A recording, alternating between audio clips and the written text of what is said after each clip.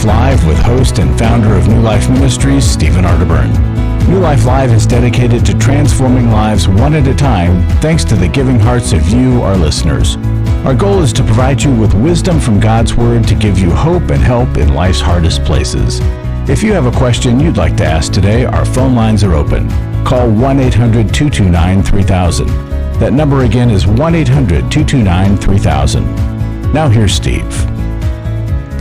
Hi there and welcome to New Life Live. Really glad you're with us here today. The men are in, and we want you in every area of your life to be happy, fulfilled, and we know that for that to happen, you got to make some pretty tough choices from time to time.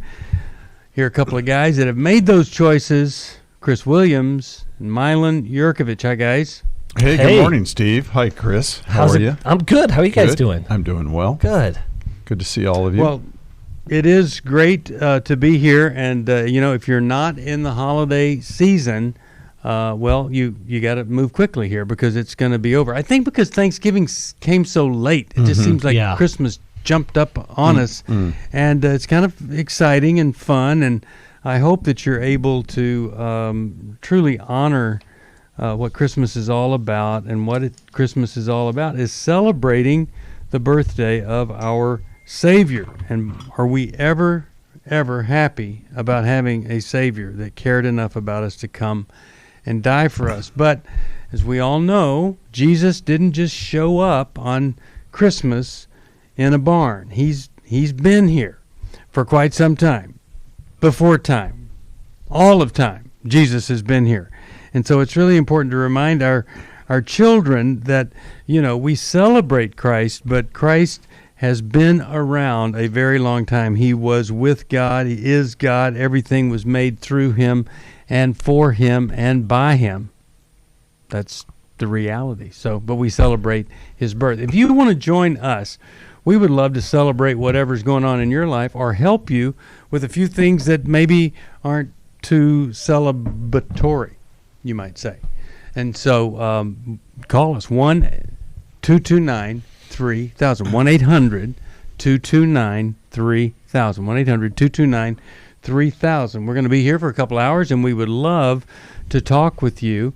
And I'm just wondering, both Milan and Chris, are there Christmas traditions that you guys have that you have found to be extremely helpful, meaningful to everybody in your family? Anything like that going on at your place? Well, we love reading the Christmas story, and one of the most helpful resources for our boys, especially when they're a little bit smaller, was the children's storybook Bible. It was, so it's like, hey, they may not get it, they may not understand it, but man, we just love getting in the children's storybook Bible, reading it. And now that our 8-year-old is a little bit older, he's been reading. We're kind of reading through Luke and Luke's account of Christmas, and it's just really fun to come back and revisit it and remind ourselves and be in wonder of what Jesus has done for us. Amen. Yeah. Milan, anything you guys do? Well, we do several things, including spending a lot of money on food. with Gotta do that. Yeah, with a family of 20, including all the grandkids, it's a But it's funny because we really only all 20 of us get together just a few times a year. It's hard to get everybody together. One of our most favorite things to do is to sing Christmas carols. And we'll either do it at home around the fireplace, or sometimes we'll go around and I pre-warn my neighbors and we'll go caroling around the block, and I just make sure they'll open the door for us. That's awesome. And they love that. Nice. So that's a lot of fun. I'm glad you pre-warn them. Yeah, I do. I have to pre-warn them and just say, that's us. Please open. Well, our tradition here is to take your phone calls at 1-800-229-3000. We have a matching gift here at year end, $168,700 waiting for folks to come alongside and match, and we're really excited about that because everything that we do goes to transform people's lives. That's what we're trying to do here. We'll be back right after this. I feel blessed to have had this opportunity for my needs to be met. connecting with other women who are fighting the same fight, hoping for healthy marriages and growing closer to the Lord on their journey. My name is Shelly Martinkus, and I want to personally invite you to the Restore Workshop.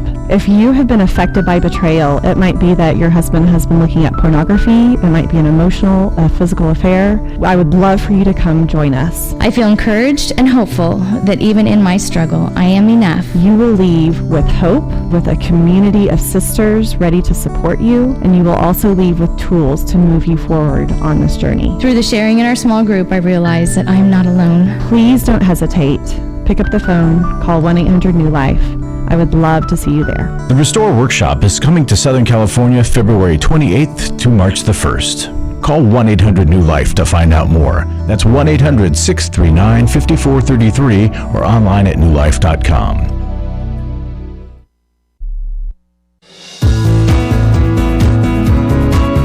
To find out more information about New Life or to order any of the resources mentioned on today's program, call 1-800-NEW-LIFE. Now back to New Life Live.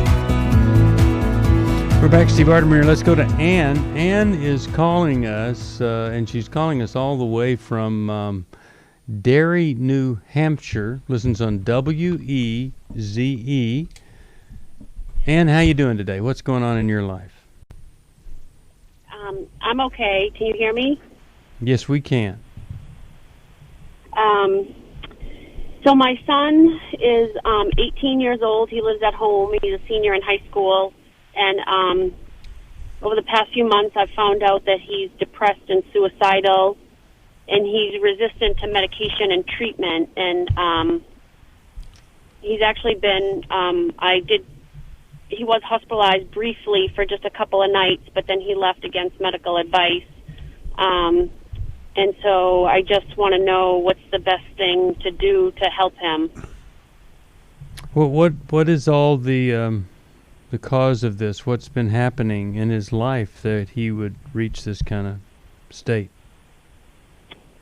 Well, I found out in April, May of this year that he was depressed and suicidal, but very recently, he's had a girlfriend for the past year, and she went on to college, and that kind of has triggered something, I think, his feelings of depression and knowing that she was leaving and going to college, and if he were to answer the question, he says that he feels like he doesn't have any life skills, and he says he's not smart, and he's not, but if someone were to look, he is smart. He has friends.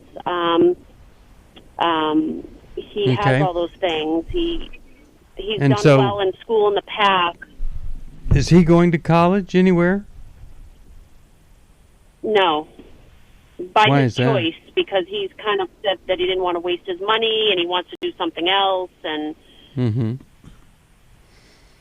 But it does sound like that in the midst of her leaving, he kind of feels like he's, left back there for nothing, with no purpose or meaning. Right. Hey, Ann. All right, well, let's see what Chris and Milan have to say here. Ann, this is kind of a hard question, but is he smoking marijuana? He is not smoking marijuana. Vaping it? I have ingesting it? Yep. Well, he does vape. I've drug tested him a few times, and he was not positive for marijuana. Well, he has smoked marijuana, but most recently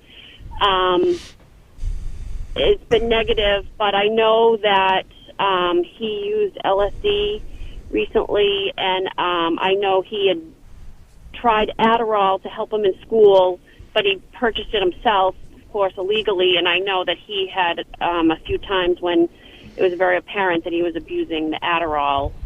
Okay, so really, with marijuana, people can become become depressed, paranoid, anxious, lethargic, uninspired to make movement forward, and I would want to explore that and help him understand that many of the things he might be doing to allay short-term anxiety and to help him with short-term relief is really over the long haul driving him downhill.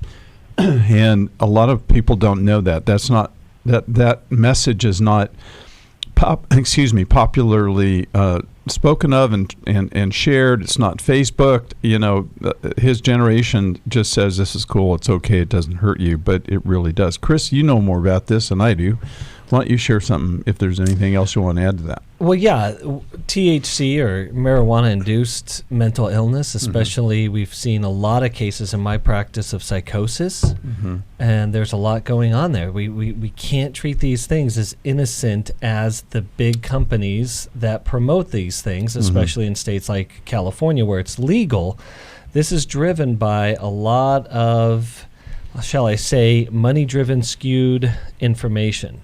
And so it's really important to know what these things are actually doing to our children.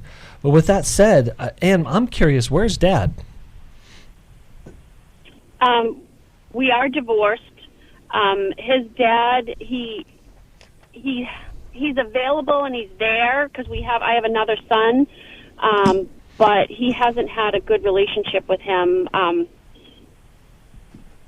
Partly, I think, by my son's own choice, because my other son has a good relationship with his dad. Let me jump in here, Ann, because here's my primary concern: is that we're taking shots in the dark on what's going on with your son that is depressed and suicidal. Now, I know that it sounds like he's not willing to share what's really going on the inside. But that's also oftentimes a function of how safe or confident he feels in the connection between him and you, or him and his dad.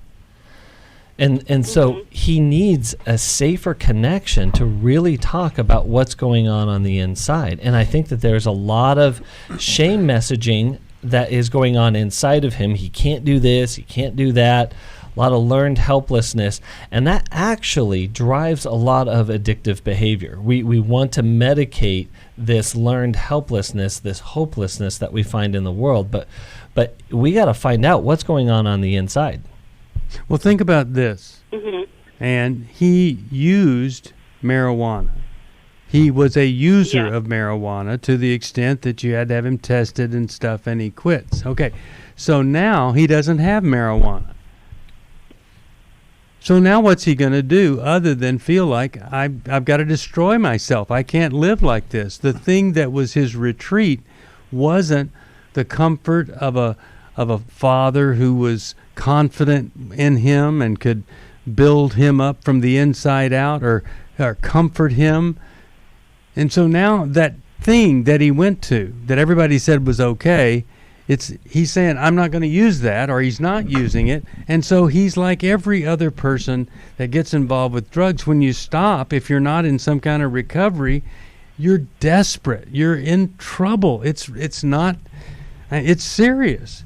And so the thing about him not doing something, you need everything you can to get him at a minimum with a male therapist, to have a relationship develop there, a father substitute of some kind, and it is so hard. But don't just let him exist, because he really needs some direction, some guidance. I mean, it's very tough. I feel for him. He must really be miserable. Yeah, this is a life-threatening situation, and obviously we got to treat it as such. And we could make criteria on that, like living in the home and maintaining, finishing out high school requires that you meet with a therapist once a week. Right. Okay. Yeah. Okay. And it's just I have the appointment with this therapist that I've heard is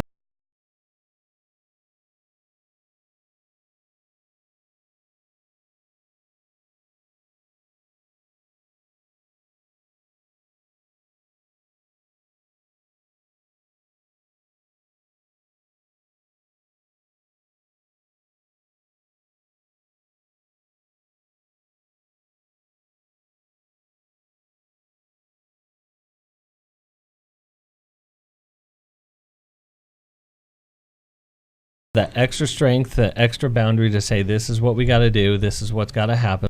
Because, again, it's life-threatening. And just to add something else in there, let your son know, you may have already done this, but I want to encourage it. Hey, I'm willing to look at whatever is in me, whatever my part is that contributes to this.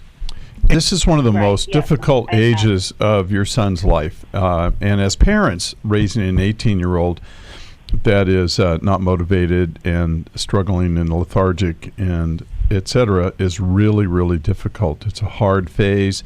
I empathize with you. But I just want to also suggest that it's important that you not go easy on your son if you think he's not had a good relationship with his dad, and then you compensate, by being the good mom and then not being hard enough. This is, as Chris said, super important. Okay. Yeah. And two things I'm going to send you. I'm going to send you Take Your Life Back, because what Milan's saying here is you don't want to raise him in reaction to anything. You want to raise him the best way possible that you can as a single mom. And then How We Love is going to help you understand this attachment style that he has. I think it'll give you some really good insight there. But I'll ask our folks to pray for him and pray for you, because you need it. You really do need it. 1-800-229-3000. It's these desperate situations where we have to do the tough thing. She said that she was doing some things, but it was extremely hard. Boy, that's when parenting is no fun and yet needed the most. When it's really hard to get a child to do. They don't just automatically fall in line. No, they don't. And so a couple of things here. When your child is successfully using marijuana, that's the time to demand that they not use marijuana. When they tell you how great it is and how well they're doing, you must not let that. You must not house that child and give them the feeling that you're okay with it because they're okay.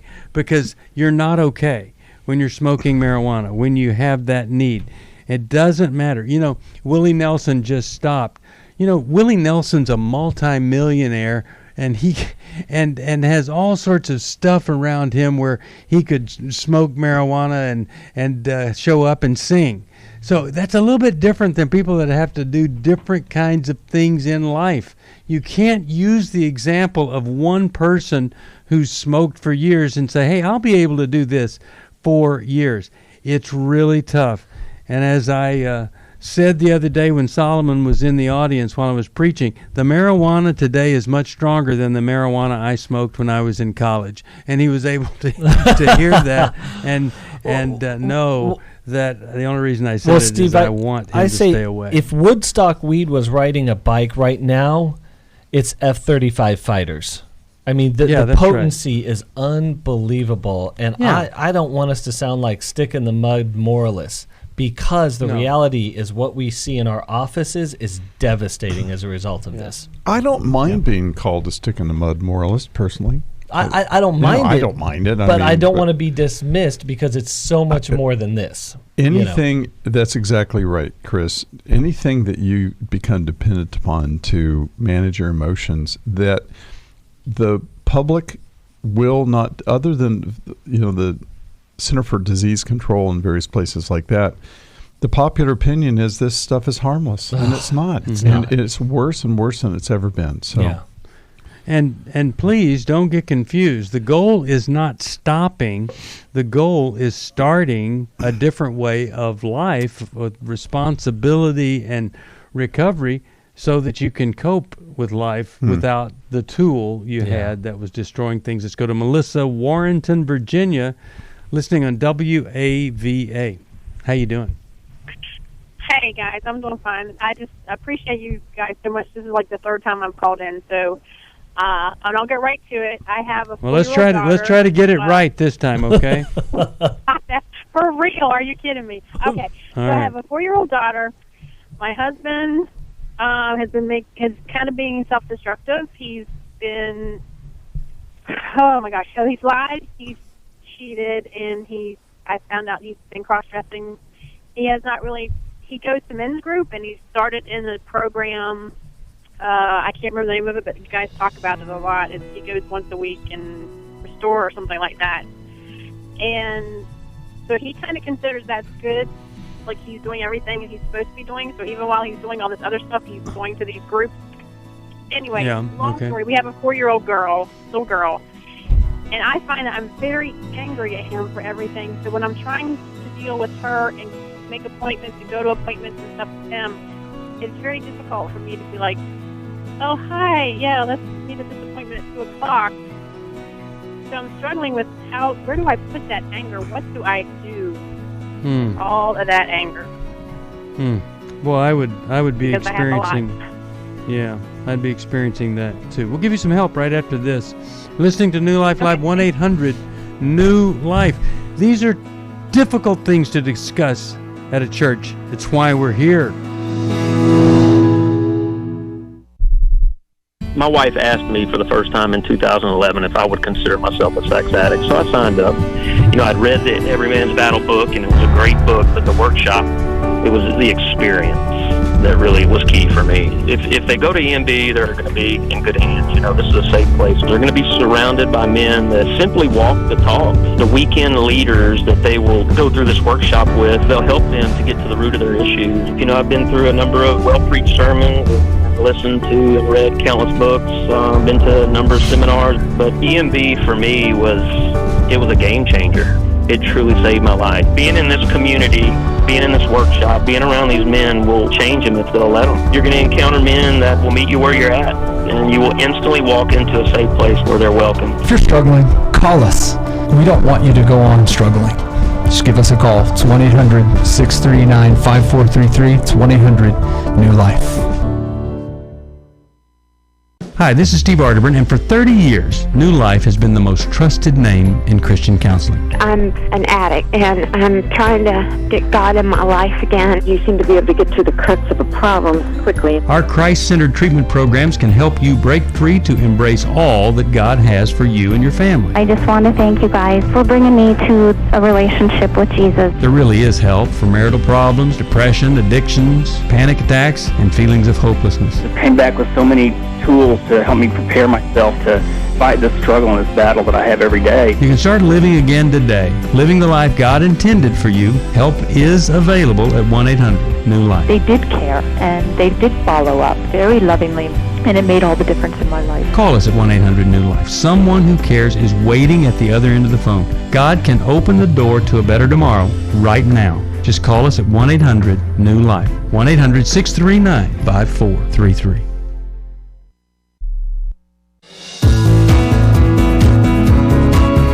We'd love to hear from you. If you have a question or a comment, call toll-free 1-800-229-3000. Now back to New Life Live. We are back.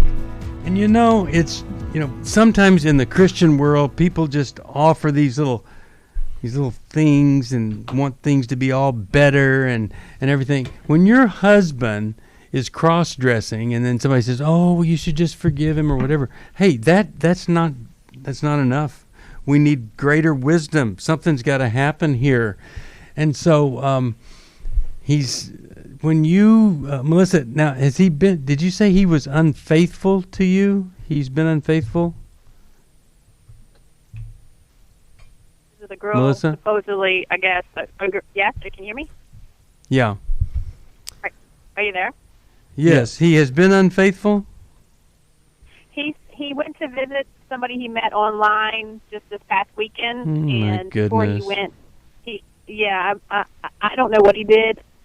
I couldn't believe it if he told me he didn't do anything. So I don't really know. Well, he did something. He was online with someone he's not married to. That's right. So is he living with you? No, he's not. He's living in another house away from us. All right, so what's the question for us then? Horrible situation for you. What's the question? Yeah, well, he's kind of blaming me because I didn't tell him to stay and all that. And I know that that's not my fault, but I really do have a problem. I feel bad and I feel very angry at him. And so whenever I'm trying to deal with, like, my daughter is special needs, so there's a lot of appointments and stuff that we have set up, and it's not my daughter, it's our daughter. I say to him, I need to talk to him about appointments, and can he watch her? Can he come? And I find I want to say all these bad things. I don't, but I want to. Yeah.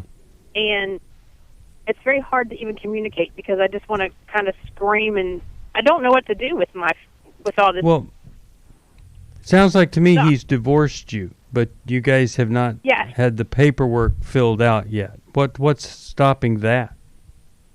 Well, I've done all the separation papers. We have to wait. We're in Virginia, so we have to wait a year. But yes, you're right, Steve. He has said that, well, we're getting a divorce anyway. And he said, you're going to find somebody soon. I just did it kind of before you.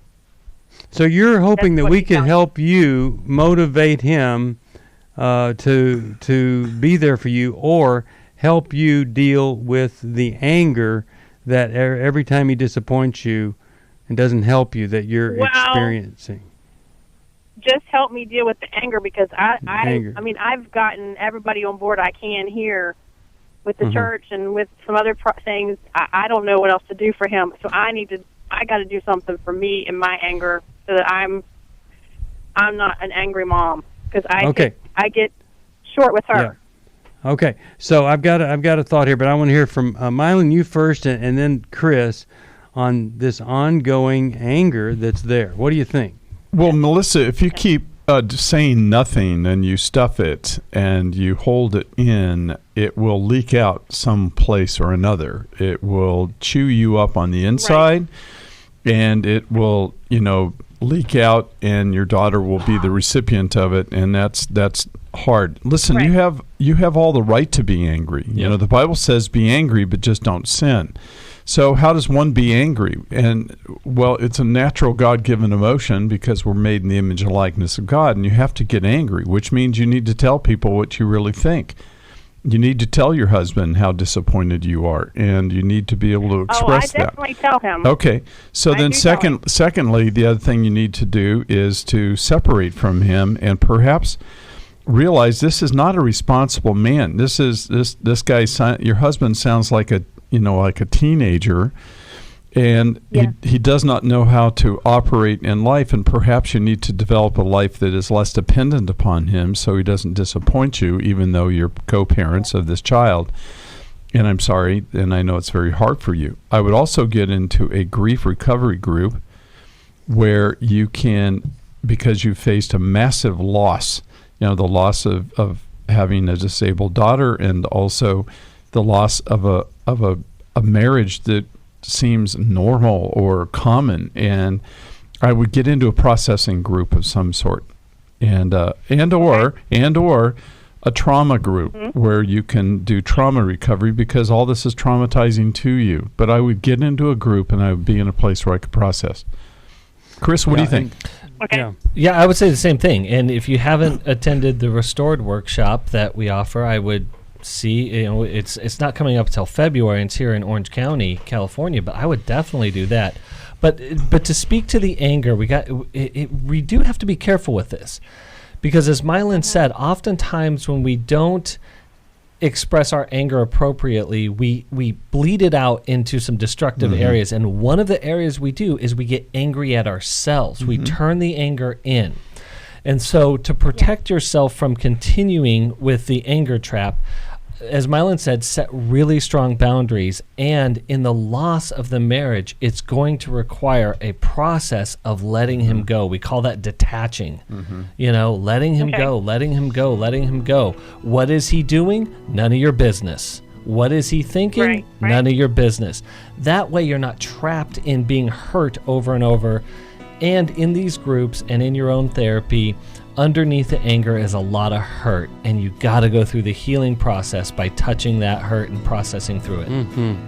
Okay, when we come back, I've got one word for you. It's my new word for 2020. My word for 2019, of course, was tricky, but I got a new word, and I'm going to share it with you because I think it's important in this particular situation. We'll take a break and come right back. 1-800-229-3000. We're in for another hour and a half here with you.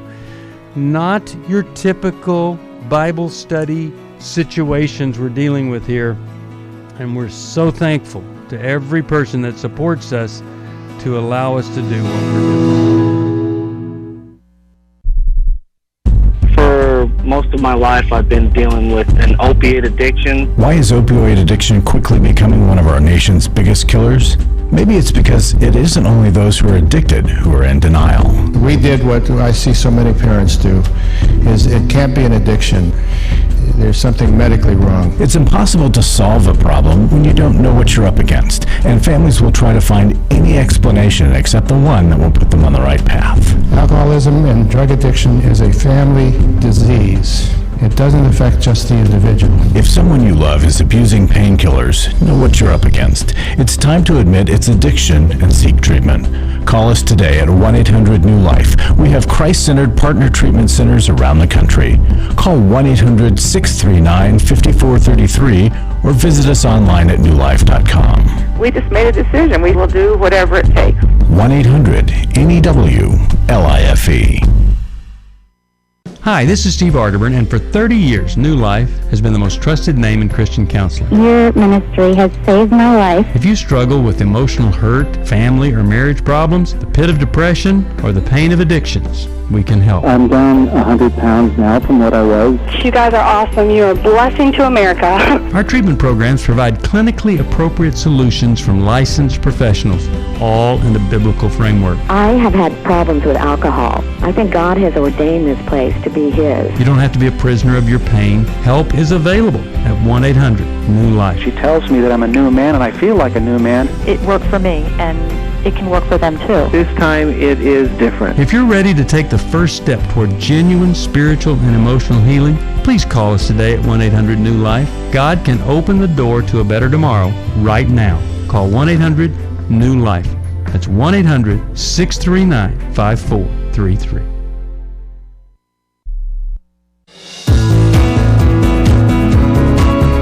We're glad you joined us for New Life Live. To be a part of the program, call 1-800-229-3000. Now back to New Life Live. We're back to Arterburn here. Melissa has a husband that she's still married to, and she's got anger. And Melissa, here's my word of the year for 2020. I'm going to use it on you, even though we're not in that year yet. And it's the word acceptance. There it is. Acceptance. Maybe it's time to accept the fact that this isn't the guy that ought to be taking care of your daughter when your daughter needs to be taken care of.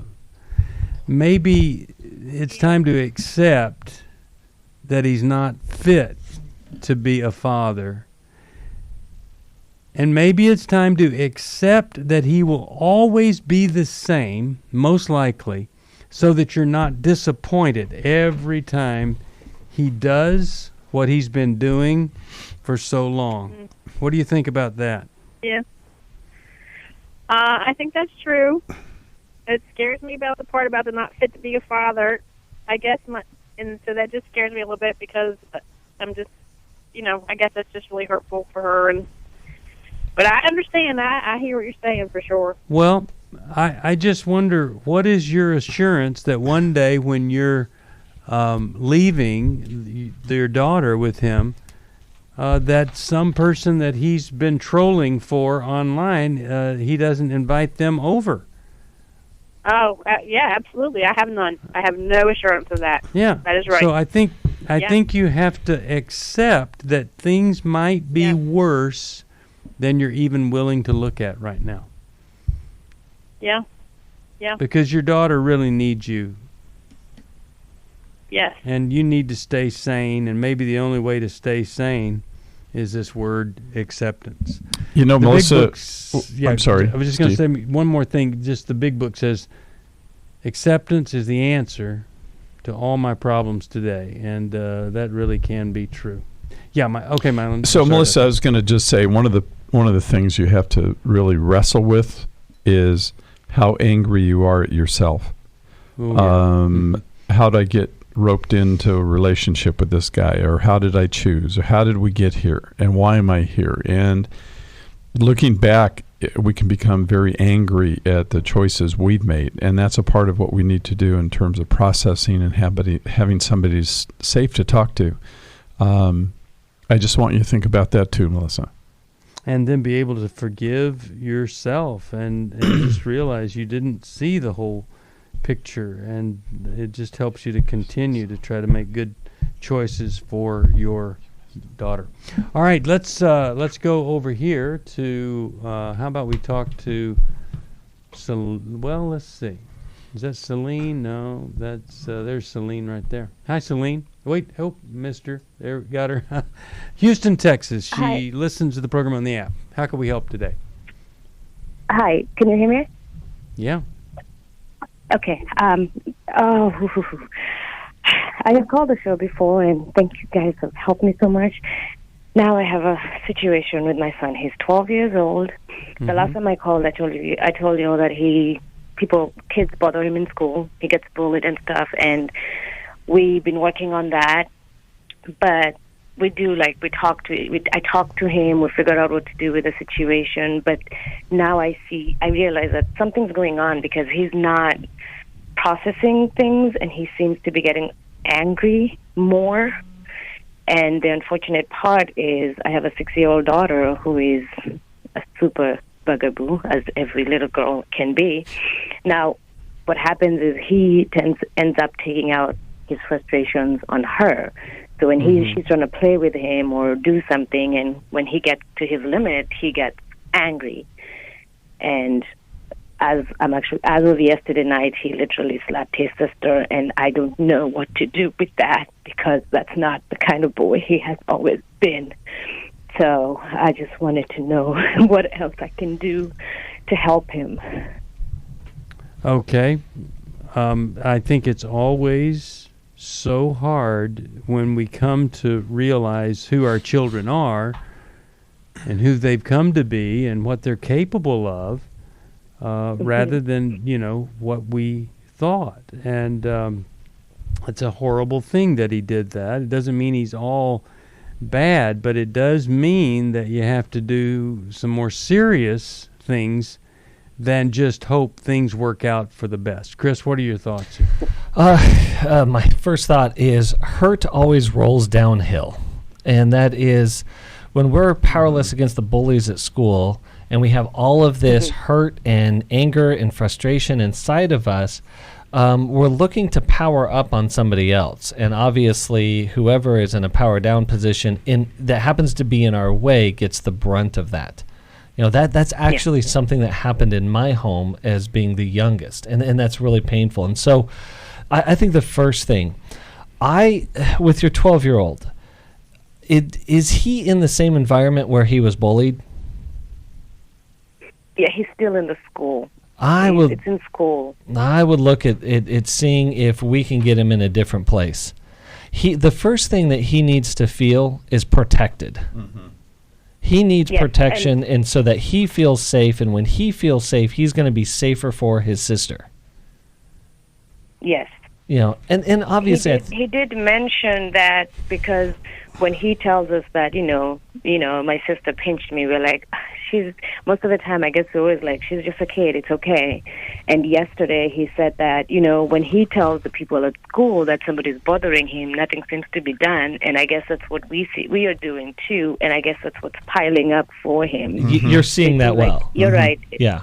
Yes, I see that. So let's look at options. Let's see what other places we can get him so he can feel safe, he can learn, he can grow, and his gifting and his personality and character can grow in a safe environment. And then there's a lot of this emotional stuff that goes underneath. And Milan, you and Kay talk a lot about that, especially in how we love our children. Well, bad behavior is a symptom of something else. And we stop and correct the behavior often. And we say, don't do that anymore. That's not my son that I know. That's not you. But who is it? You see, who is underneath that behavior? What is the boy that is, as Chris said, hurt, goes downhill, and so it transfers. And so really bad behavior is an immature language, if you will.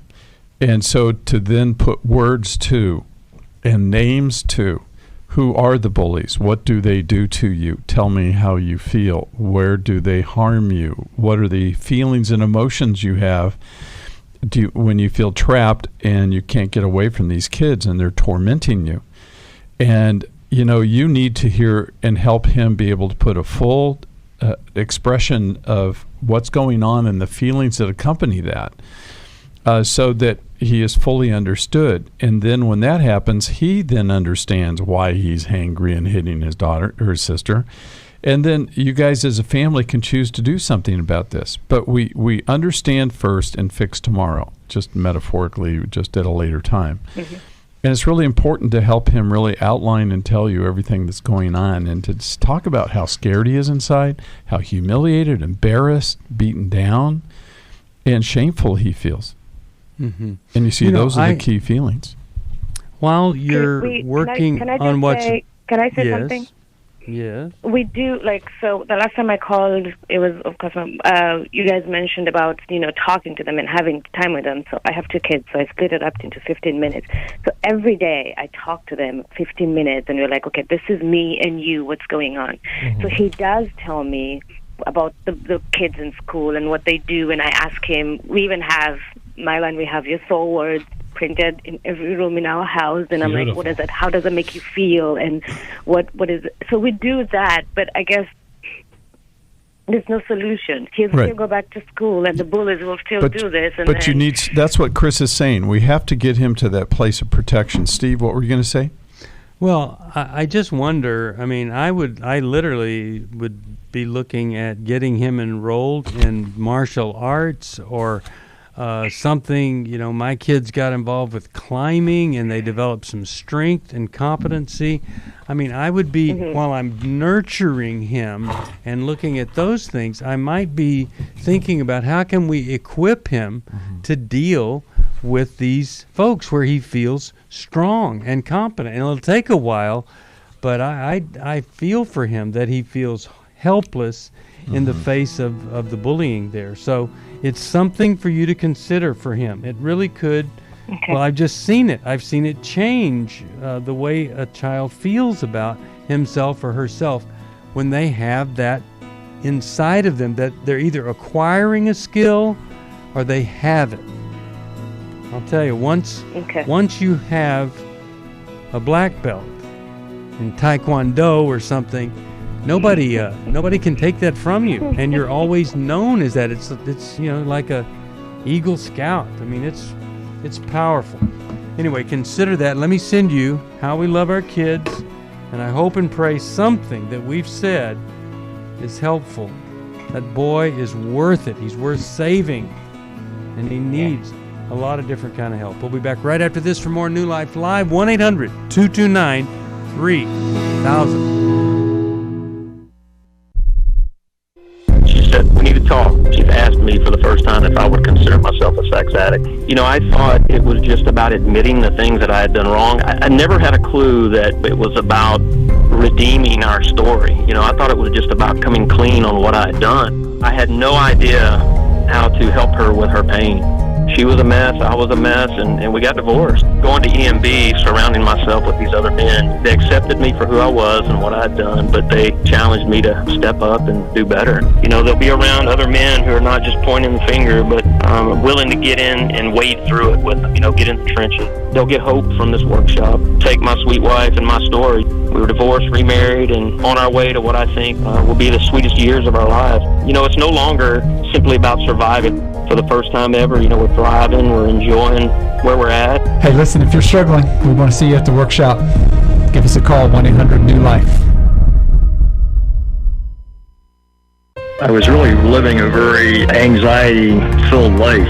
I turned on New Life, and the topic that day was about anxiety. And just by listening, I got relief. You can help New Life Live stay in the air by joining Club New Life today. When you sign up to support us monthly through Club New Life, we'll send you a set of 4 devotionals, 100 Days of Character, Peace, Prayer, and the newly released 100 Days of Healing. Plus, there are ongoing benefits like access to the Club New Life video library, the monthly Club New Life CD or download, quarterly resources, free shipping on purchased resources, and discounts on workshops. I did go to Take Your Life Back. That's been immensely helpful to me. That's why I continue to support the ministry with the hope that not only am I helping my own situation, that I'm helping others as well. Support Club New Life, and together we can help hurting people find help and hope in life's hardest places. Call 1-800-639-5433 to join Club New Life today.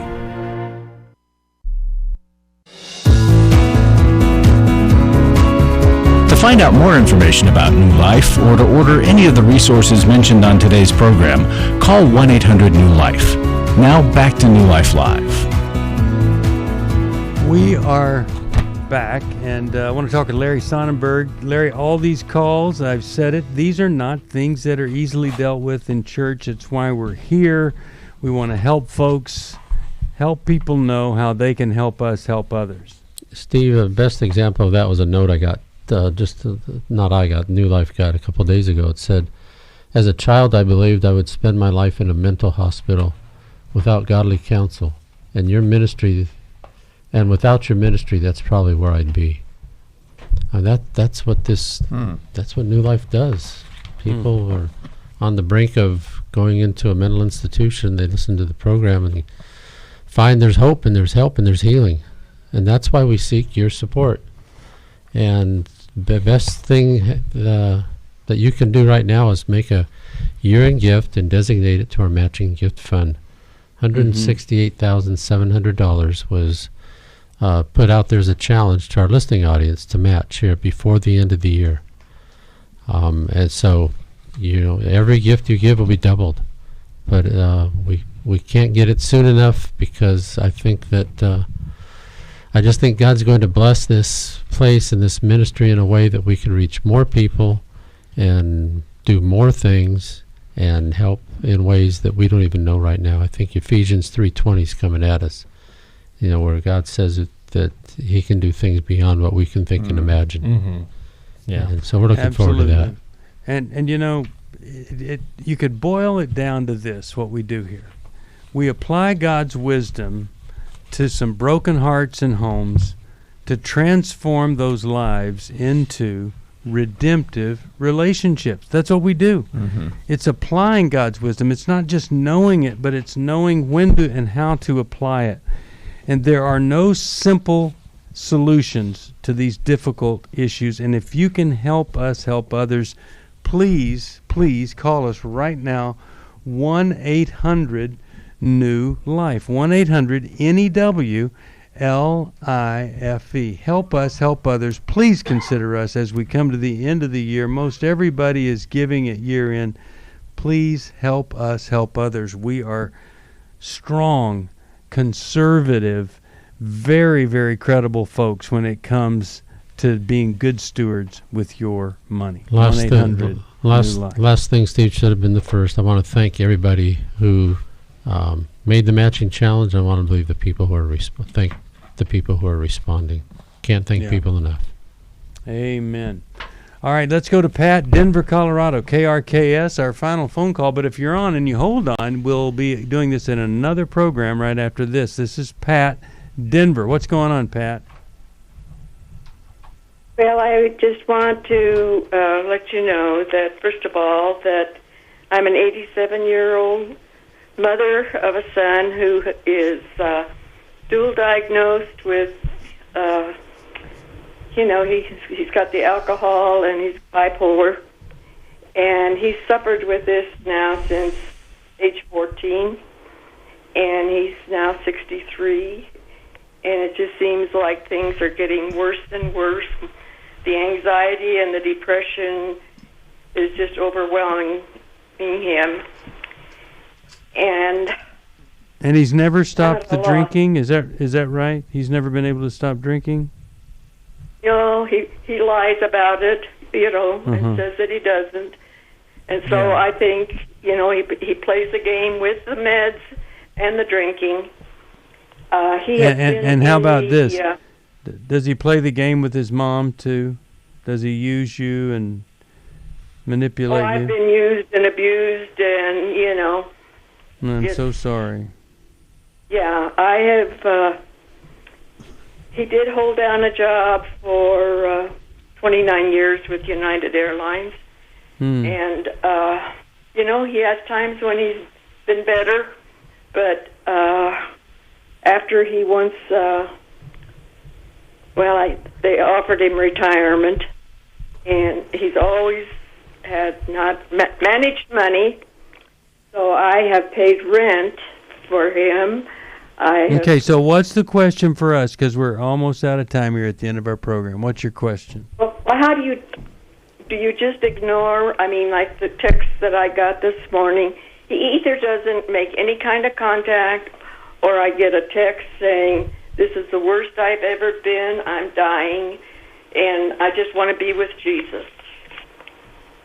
Yeah, I probably would respond to that. I totally understand how you feel. I really believe once you get into recovery for the alcohol problem, there's going to be new insight, new hope, new light brought into your life. And that's what I'm hoping and praying for you today. That would be how I would respond. Chris, Milan, thoughts on this?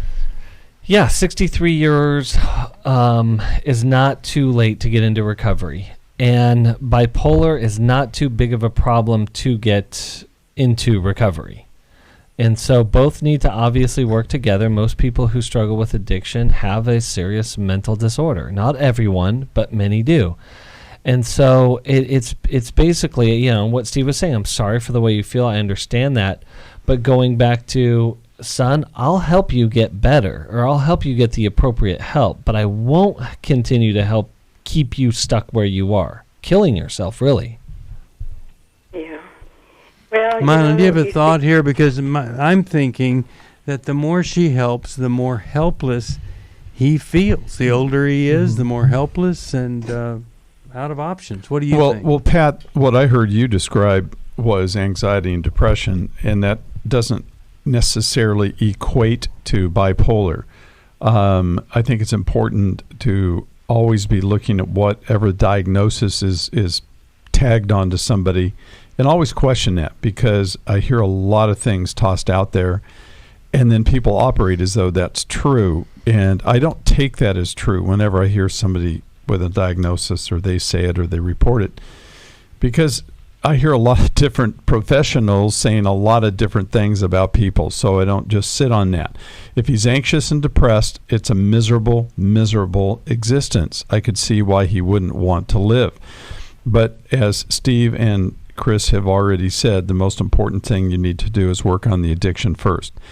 When the addiction has been eliminated and the person is detoxified at some level from that dependence, then all of a sudden you can see more clearly, what are you trying to treat? What are you trying to deal with here? When they're all confused and all bunched up together in this big ball, it's hard to discern. And I would just say number one priority is addiction treatment first.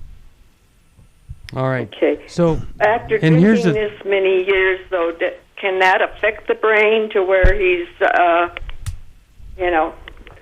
does it cause these other things? Yeah. Well, it certainly makes them worse, and you will never know what's possible, nor will he, until he decides, I'm going to recover and stop the drinking, because he's proved that it's really unhealthy for him.